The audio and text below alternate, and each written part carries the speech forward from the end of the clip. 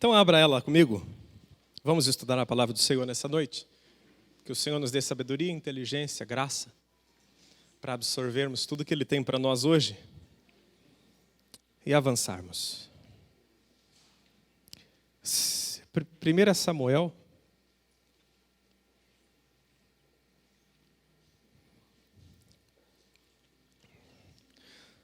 deixa eu ver para onde nós vamos começar nessa noite.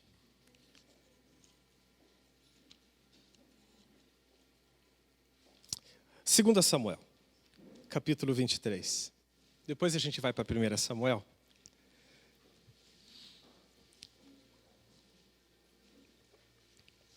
Eu não sei se você gosta de louvar o Senhor. Como é bom louvar a Deus, né? Tenho certeza que tem duas pessoas que estão se remoendo agora.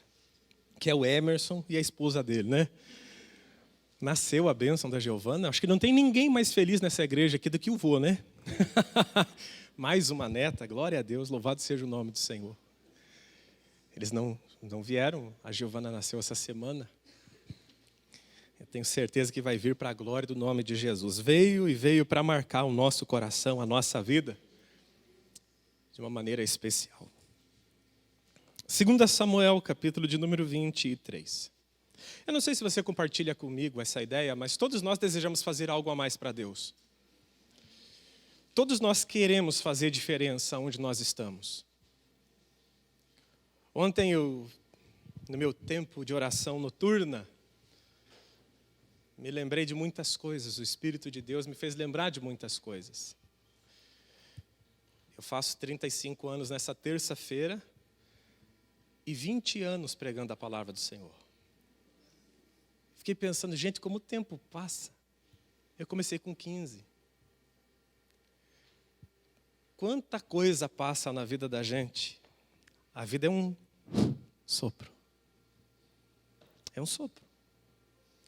Eu lembro exatamente a pregação que eu fiz naquele dia. Salmo 107. E desfalecidos nele a alma, clamaram ao Senhor e o Senhor os fortaleceu. Nunca vou me esquecer disso. 20 anos se passaram. E o meu desejo ao longo desses 20 anos foi sempre o mesmo. Crescer na graça e no conhecimento do Senhor para fazer diferença na vida das pessoas. Mas junto com esse desejo de crescer, de fazer diferença na vida das pessoas, sempre veio acompanhadinho um outro desejo, ou um outro sentimento, melhor dizendo. Sentimento de incapacidade. Eu não sei se você já passou por isso na sua vida. Existem desafios que são colocados diante de nós que realmente nos faz ver o tamanho que somos. Alguns desafios que são colocados diante de nós nos faz ver a nossa pequeneza, e não no sentido de mediocridade, pequeneza no sentido de fragilidade. Ao longo desses 20 anos, eu sempre quis ser muito mais usado por Deus e busquei isso. Mas ao mesmo tempo eu sempre me senti incapaz para fazer a obra do Senhor. E talvez seja aí um ponto de força. Pois a palavra do Senhor diz assim, diga ao fraco, sou forte. Porque quem se reconhece fraco, isso que Jesus queria dizer quando ele declarou, bem-aventurados os pobres de espírito, porque deles é o reino dos céus. O pobre de espírito é aquele que reconhece que não consegue fazer sem Deus. Por isso ele é bem-aventurado, ele não é feliz, ele é mais do que feliz. Porque ele tem consciência que ele não vai conseguir fazer com as suas forças. Amém, gente? E isso nos acompanha, isso me acompanha. Domingo após domingo, isso também me acompanha, vendo vocês aí. Você já viu aquela cena da mamãe pássaro levando comida para os pássaros lá no ninho? Que ficam tudo de boquinha aberta? É mais ou menos como eu vejo vocês agora. Todos de boca aberta esperando a palavra do Senhor. E eu vejo a minha incapacidade de fazer isso por mim mesmo. Você veja, por exemplo, eu olho aqui. Eu vejo o meu tio sentado lá atrás. E eu ouvi a minha avó orando pela conversão do meu tio, e eu tive a honra de batizar o meu tio. Isso me faz tremer em cima desse altar. Porque eu não prego para cadeiras, eu prego para pessoas. Pessoas. Eu me lembro, entrando no meu quarto, a minha avó dormia no quarto da Morgana, que era do lado do meu. Eu via a minha avó dobrando de joelhos, orando, pedindo a conversão do meu tio. E eu tive a honra de batizar o meu tio. Eu vejo a minha tia, eu vejo meus primos aqui. Eu vejo o Daniel, que a gente corria na 7ª igreja. São coisas que nos emocionam. Ontem eu nem consegui orar, gente. Eu só sentei e chorei na sala da minha casa. Muita coisa passa na nossa cabeça ao longo do tempo. E eu fiquei me projetando, né? Daqui 20 anos eu vou casar muita piazada nessa igreja aqui. Amém? Os solteiros podem dar glória a Deus. Vou casar vocês, cara. Vou casar vocês. Vou apresentar o filho de vocês. Daqui 20 anos eu vou estar com 55, ainda vou estar novo. Se dobra, vai lá para os 75, eles vão me ver andando de bengalinha, falando... Ai, meu Deus do céu, como Deus é bom, né? Eu nunca projetei isso para a minha vida, eu nunca quis ser pastor de igreja. Eu queria pregar a palavra. Porque eu achava que pastorear era uma coisa muito acima da minha capacidade, e é ainda hoje. E é ainda hoje. Se não for o Senhor, lembra daquele cântico antigo, que nós somos antigos, conhecemos? Se não for o Senhor que esteve ao nosso lado, quando os homens contra nós se levantaram, o inimigo em sua ira nos teria consumido, e a nossa alma por completo destruído. Mas Deus nos livrou e nos salvou como um pássaro que escapa das garras do caçador. Essa é a nossa vida, essa é a sua vida. Nós caminhamos e caminhamos debaixo da unção do poder de Deus, porque o Senhor tem sido misericordioso. Pessoas plantaram isso, sabe? Sabe o relato que foi do meu avô Pedro? Quando o meu avô morreu na cama do hospital, a enfermeira falou para o meu pai assim, eu não sei o que ele estava falando, ele estava falando um negócio assim, glória a Deus e aleluia, virou o rosto e morreu. Eu acho que são essas coisas que me quebrantam, sabia? Eu vejo pessoas lutando por títulos. E eu não sou contra estudar, eu estudei muito na minha vida e vou estudar muito ainda. Mas eu acho uma arrogância muito grande alguém se dizer mestre em teologia em qualquer coisa. Porque para mim, mestre em teologia era minha avó. Minha avó tinha o coração inchado, assim, sabe? Diagnóstico médico, ela ia morrer. E ela viveu, acho que mais ou menos uns 40 anos depois daquilo e nunca mais teve problema do coração. A minha avó viu Jesus entrar no quarto e olhar no rosto do meu avô e saiu. Na semana seguinte, meu avô entrou na igreja, entrou no culto, aceitou Jesus. Para mim, ser mestre em teologia, é isso, é mestre em teologia. Nem a igreja quadrangular, nem a batista, nem a presbiteriana, nenhuma igreja pode dizer que alguém é mestre porque ele fez um curso. Mestre é quem conhece Jesus. É quem tem experiência com ele, é quem toca nele. Como diz o apóstolo João, nossos olhos viram, a nossa mão apalpou a palavra da vida. Ser mestre com Deus, ser mestre em Deus, ou doutor em divindade, é aquele que a divindade mora dentro dele. É aquele que é guiado pelo Espírito Santo. Lembrando dessas coisas, realmente me emociono. Eu acho que eu vou ter que parar de falar, senão eu vou começar a chorar. E eu sou bonito só quando eu não choro. E quando eu começo a chorar, eu fico feio.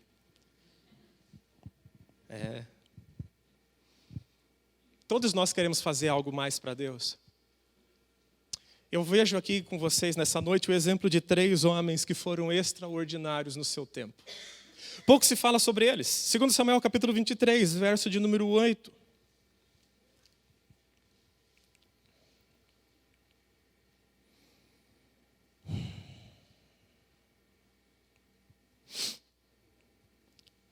Estes são os nomes dos principais guerreiros de Davi, diz a palavra do Senhor.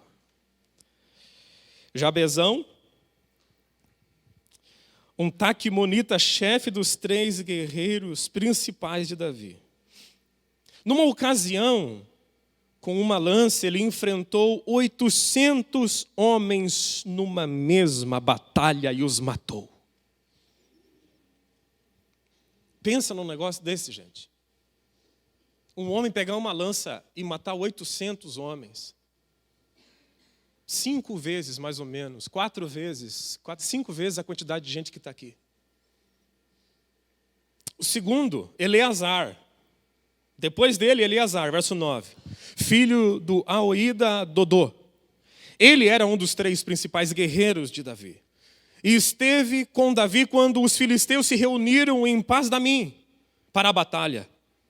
Os israelitas recuaram, mas ele manteve a sua posição e feriu os filisteus até a sua mão ficar dormente e grudar na espada. Pensa num negócio desse, que fora do normal que é isso. Enquanto ele estava na sua posição, o exército recuou. E ele ficou com a espada na mão, guerreando. Ele guerreou tanto que a mão dele travou com a espada. Ninguém conseguia tirar a espada da mão dele. Verso 10, repetindo. Mas ele manteve a sua posição e feriu os filisteus até a sua mão ficar dormente e grudar na espada.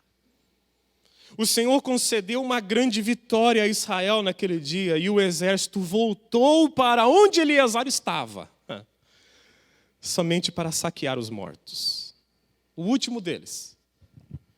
Depois deles, Samá, filho de Agé, de Arar. Os filisteus se reuniram em Leí, onde havia uma plantação de lentilha, e o exército de Israel fugiu dos filisteus.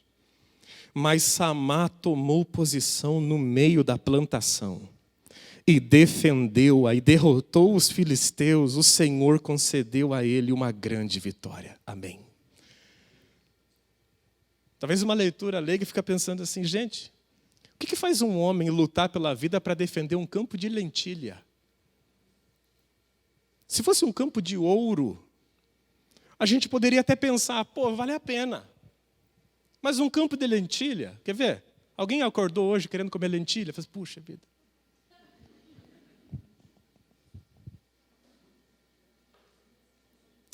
A história diz que esse homem se posicionou naquele campo de lentilhas e o exército saiu de trás dele, recuou, e ele ficou absolutamente, entre aspas, absolutamente, porque Deus sempre ficou com ele, porque deu a vitória para ele.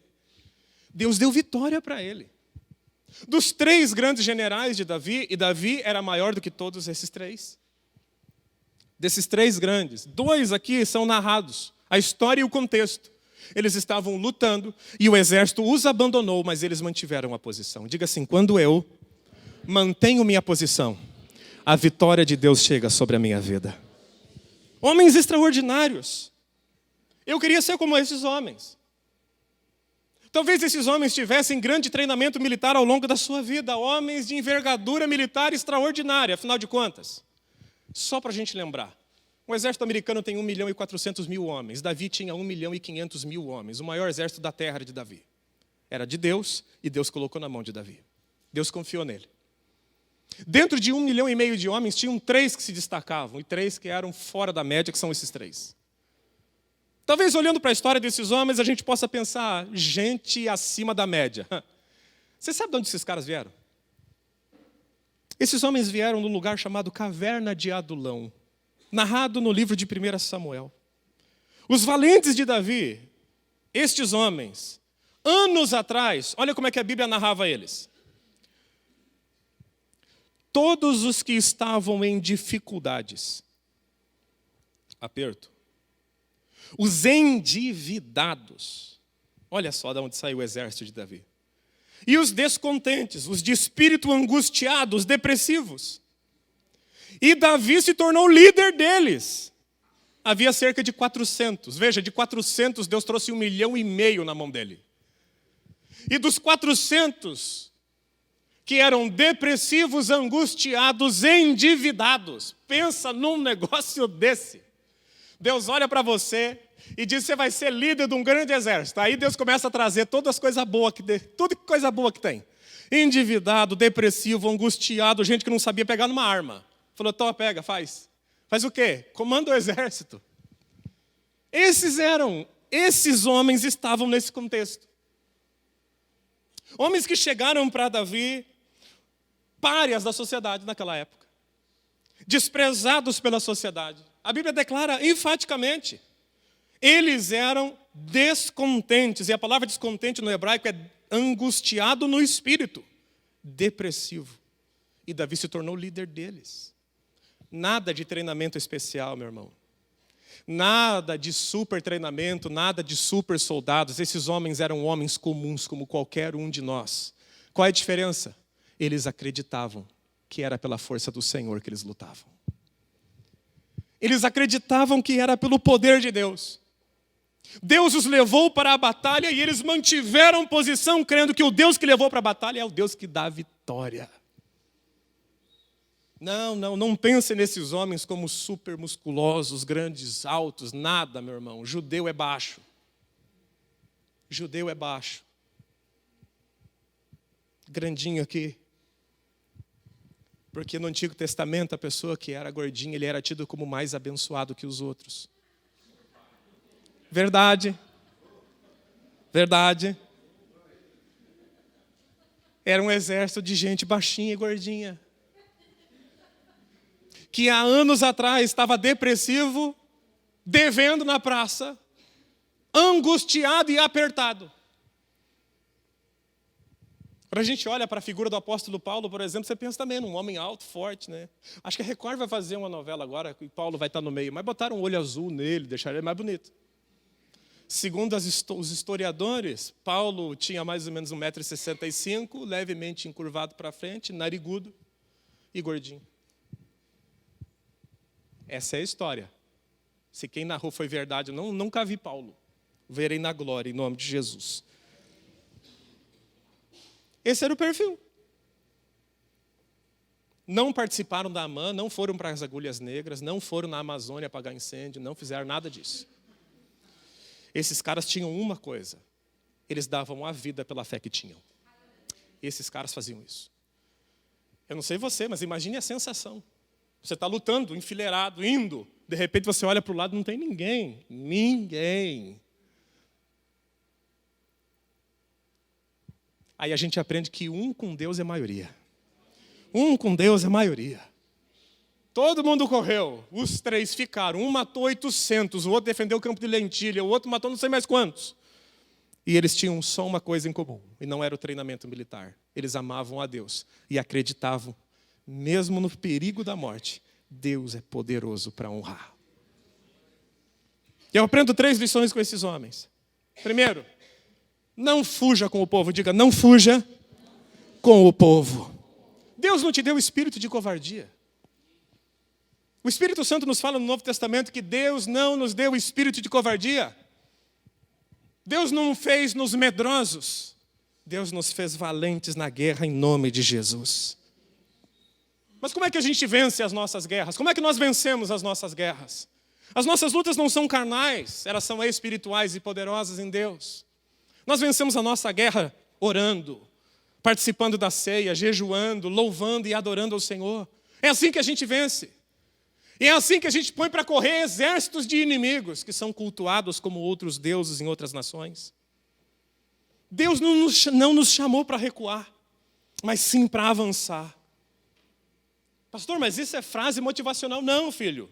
É só a tradução para o contemporâneo do que Jesus disse: as portas do inferno não prevalecerão contra a igreja do Deus vivo. A igreja vai avançar e o inferno vai recuar até entrar no seu próprio domínio, fechar as portas, mas nós vamos derrubar as portas e vamos governar em nome de Jesus. Deus nos chamou para ir para frente. Essa é a nossa fé. Essa é a nossa crença. Nós não devemos recuar diante das adversidades da vida, das oposições da vida, dos gigantes que se colocam diante de nós. Pelo contrário, motivados pela fé. Não na nossa habilidade humana, mas na habilidade de Deus. Motivados por isso, nós avançamos para a glória do nome de Jesus. Outra coisa que eu aprendo com esses homens: lute pelo seu campo. Diga assim, lute pelo seu campo. Qual é o campo que Deus te deu para você lutar? Fala a verdade, campo de lentilhas para nós não tem valor nenhum. Mas era o campo que Deus tinha dado para ele. Qual é o campo que Deus te deu? Posso te dizer alguns? Sua família, seu ministério, as pessoas que estão dentro da sua família, seus filhos, seu genro, sua nora, sua integridade, a sua fé. A sua igreja. A igreja do Deus vivo. Eu vejo pessoas desistindo da luta. Ao longo do tempo eu vi muita gente desistindo de luta. Talvez as pessoas desistam de lutar porque acham que aquela luta não vale a pena. Aquele campo não vale a pena. E aí ele deixa de lado, ele acha que lutar pelo filho dele em oração, pelo neto, pelo esposo, pela esposa, pela casa, não vale a pena. É uma luta que não tem valor. Para nós seria aquele campo de lentilha, literalmente falando, que lentilha para nós não tem valor. E aí a pessoa, por não ver valor naquilo que Deus deu para ele não luta por aquilo. Sua família pode não ser a melhor coisa do mundo, mas é sua. Deus te deu, lute por ela. Talvez o seu emprego não seja aquele que mais remunera, que mais paga bem, mas é teu, é de lá que você arranca o teu sustento. Nunca me esqueço de uma frase que meu pai falou uma vez, quando ele saiu do hospital, depois de 30 e poucos anos trabalhando no Hospital São Vicente. Eu perguntei para ele, pai, você não vai processar o hospital e tal? Naquela época era moda isso, né? Ele falou, não. Por que eu vou processar o lugar que colocou comida na mesa dos meus filhos todo esse tempo? Eu concordei em trabalhar nas condições que eu trabalhei durante todo esse tempo. Talvez o seu emprego não seja glamuroso, mas é de lá que você extrai seu sustento. Lute por ele. Lute por aquilo que Deus colocou nas suas mãos. Lute pelo seu grupo, lute pelo seu departamento, lute. Não deixe o diabo vir roubar aquilo que Deus colocou nas suas mãos. Existe um demônio que é muito caracterizado no Antigo Testamento por um povo chamado midianita. Quem lembra esse povo midianita? Já ouviu falar na Bíblia isso? Amém. Os midianitas, eles faziam o seguinte. Quando a colheita estava pronta, eles vinham e saqueavam a colheita e iam embora. Você conhece gente assim? Que arma a colheita, que está pronto para colher e de repente tudo sai pela sua mão? Tudo vai embora. Quando os netos estavam na idade de dar alegria, parece que dá tristeza. Quando o filho tem que dar alegria, dá angústia.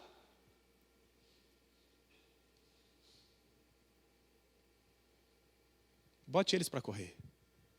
Não os filhos, os demônios que atrapalham a sua casa. Em meu nome, diz a palavra do Senhor, não digo eu. Jesus disse, em meu nome, vocês expulsarão demônios. Você não sabe, mas os demônios tremem de medo de nós. E não sou eu que estou falando isso. Eu não falo a minha opinião no altar, eu falo o que a Bíblia diz. Sujeitai-vos diante ou debaixo da poderosa mão de Deus. Resistam ao diabo e ele fugirá apavoradamente de diante de vocês.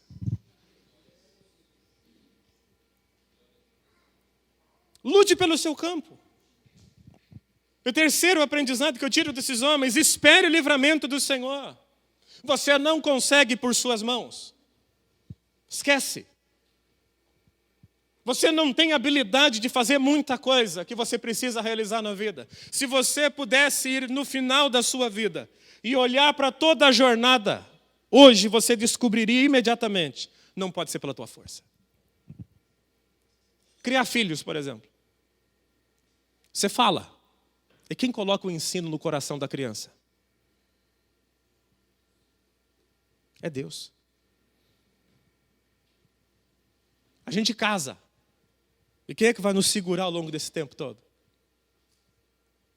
A terceira dobra. O Espírito Santo no meio do casamento. Nós não temos garantias na vida, meu irmão. Só uma. Fomos selados pelo Espírito Santo. Ponto. Selados com selo de garantia, diz o livro de Efésios. Para quê? Para que tenhamos certeza de que tudo aquilo que Ele prometeu, Ele vai cumprir para a glória do nome dEle. Ele vai cumprir. Não porque a gente é bom. Não porque nós somos bons. Mas porque Ele é bom. Deus é bom. Veja a vida desses homens. Sem treinamento militar. Sem capacidade bélica decente. A capacidade de Israel diante dos filisteus era pequena. Por muito tempo os filisteus detiveram o domínio dos ferros. Eles faziam armas de metais. Israel lutava com pau. Não nessa época aqui. Mas eles eram um povo que dominavam a arte das espadas.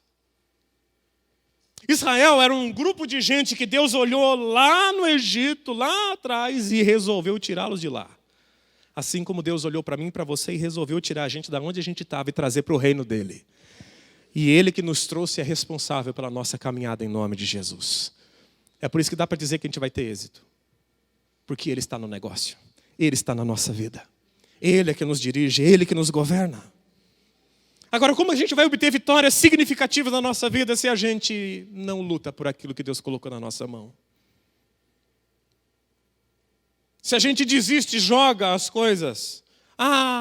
Nós vivemos numa sociedade do descartável, né? Aquilo que não funciona a gente joga fora. Quebrou a geladeira, para consertar é caro. É caro, então vale a pena comprar uma nova. Estragou o micro-ondas, o conserto é caro, vamos comprar um novo. Esse filho aqui estragou, fez uma coisa que não devia. Vamos seguir, deixa em segundo plano. Vamos tocar a vida para frente. Esse casamento estragou, então vamos fazer o seguinte. Deixa para segundo plano. Diga assim, Deus me chamou para vencer as batalhas da vida. Se você recebe, aplauda o nome de Jesus. Aleluia. É assim que nós lutamos as nossas batalhas. Eu quero te convidar a fechar os seus olhos. Eu quero orar com você agora.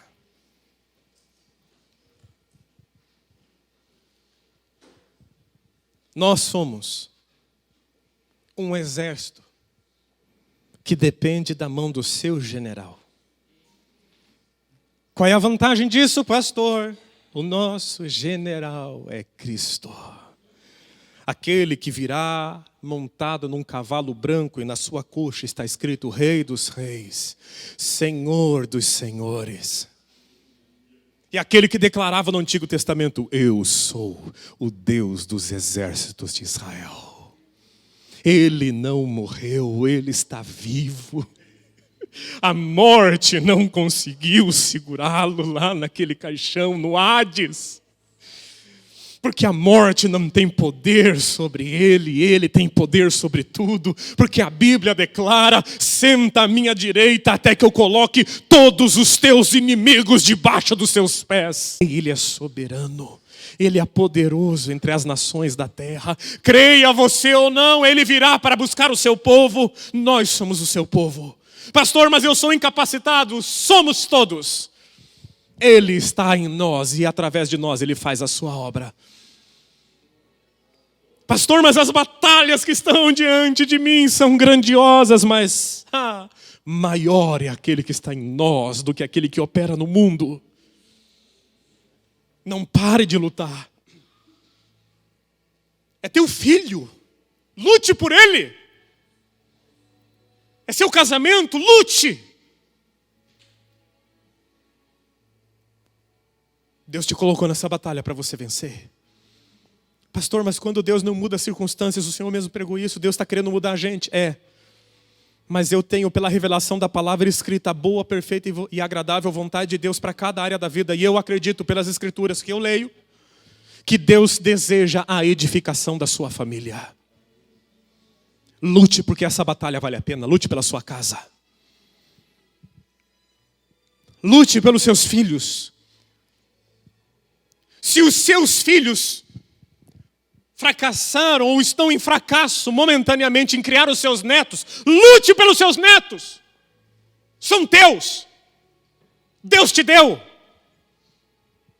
Lute, porque você vai vencer no nome de Jesus. Esse neto vai te dar alegria, essa neta vai te dar alegria. Esse filho vai te dar alegria, esse casamento vai te dar alegria. E a alegria desse casamento vai ser a glória do Deus Todo-Poderoso. A alegria desse filho vai ser a glória do Deus Todo-Poderoso. A alegria que esse neto vai dar vai ser a glória do Deus Todo-Poderoso. Infelizmente, meus irmãos, eu não sei se você já percebeu isso, às vezes a vida é ingrata conosco, o decorrer da vida. E a gente pode fazer duas coisas, ou a gente senta, chora e reclama, ou a gente pega a nossa espada e luta até ela não sair da nossa mão mais. Quando eu olho para a vida desse Samar, é uma inspiração, Eleazar. E o líder desses três. A ponto de um homem pegar a espada na mão, olhar o exército correr e dizer, se for para morrer eu morro, mas eu morro lutando. Porque fugir eu não vou fugir. Agora nós participamos de um exército que nunca vai perder. Deus está do nosso lado, nós vamos vencer sempre. No final é sempre vitória. Pastor, mas eu não estou vivendo isso. É porque a história não chegou ao fim. Porque quando Deus colocar o ponto final, vai ser vitória no nome de Jesus. E ponto final. Se coloque de pé, eu quero orar com você, meu irmão, em nome de Jesus. Vamos orar ao Senhor. Vamos colocar nossa vida debaixo das mãos de Deus.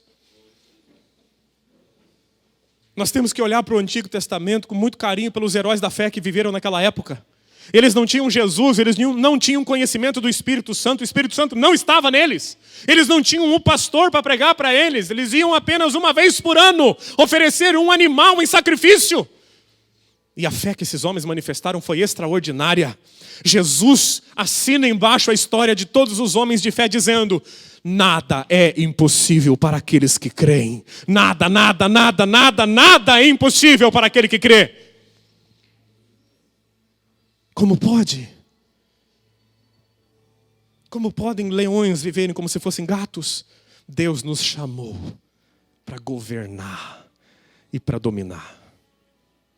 Você vai governar e você vai dominar, porque o Espírito de Deus está sobre a sua vida. Deus vai te dar vitória nas suas mãos, mas você tem que pegar a espada e manter a tua posição.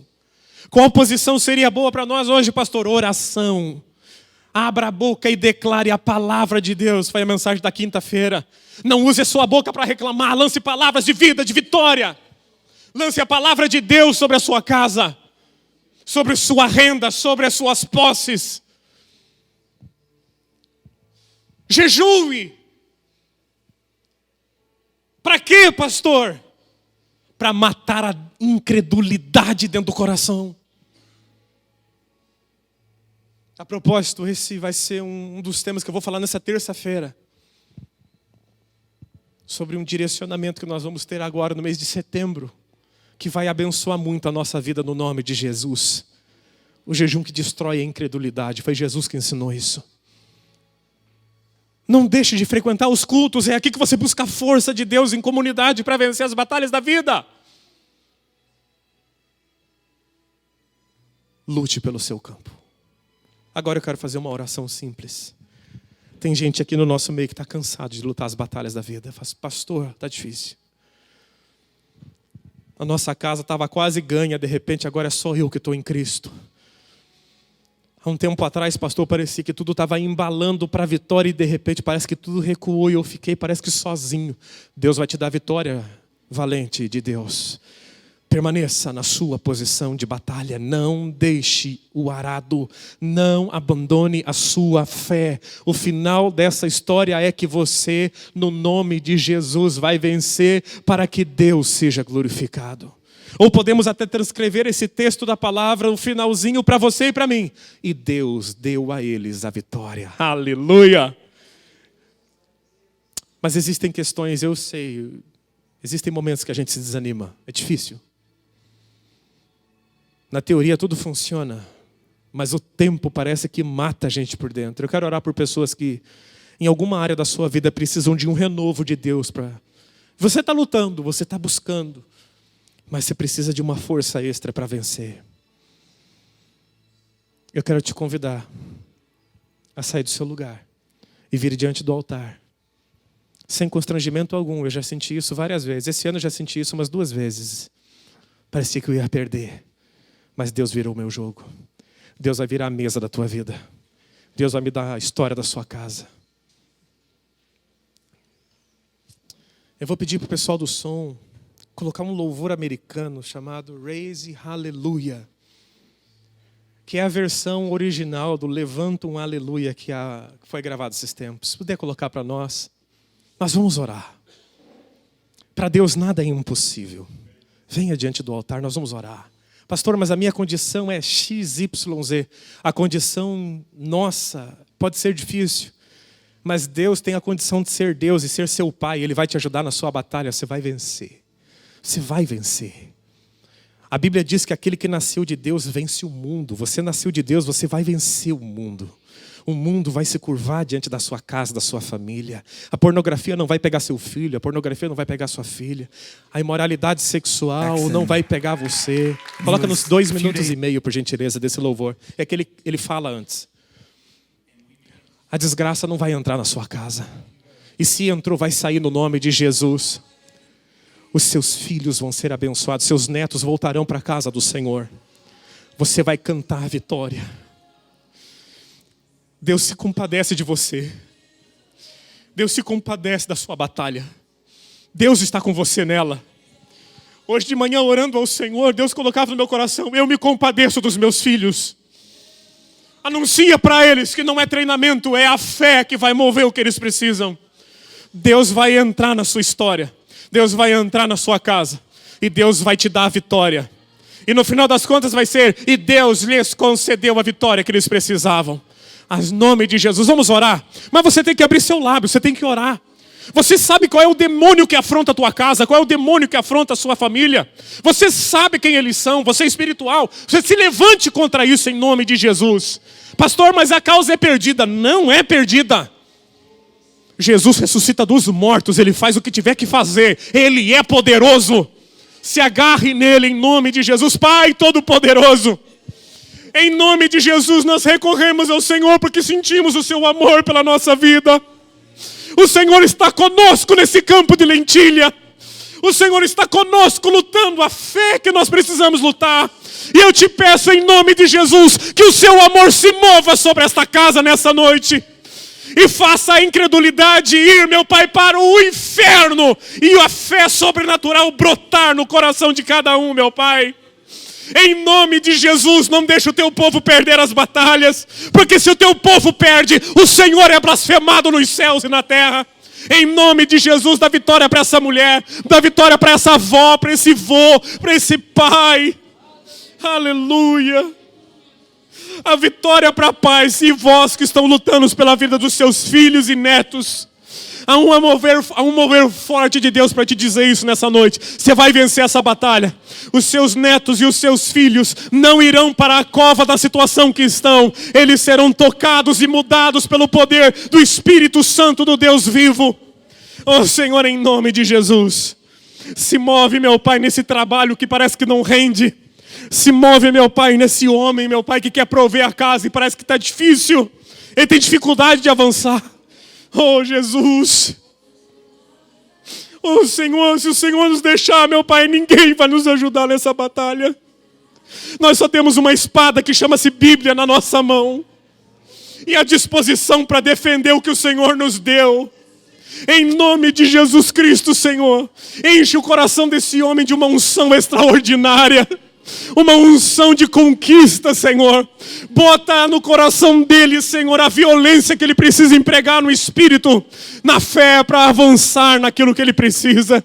Em nome de Jesus Cristo, Senhor, nós te glorificamos porque te conhecemos. Em nome de Jesus, assim nós intercedemos. E intercedemos no nome de Jesus. Ainda com seus olhos fechados, toda a igreja, levante sua mão direita aos céus. Levante seu rosto aos céus, se você puder, e comece a glorificar a Deus pela vitória que Ele colocou nas suas mãos. Oh Senhor, eu quero te agradecer, porque nunca ninguém foi frustrado diante do teu altar. Nunca ninguém foi frustrado que confiou em ti, meu Pai. A Bíblia não diz: e ele confiou no Senhor e morreu na batalha.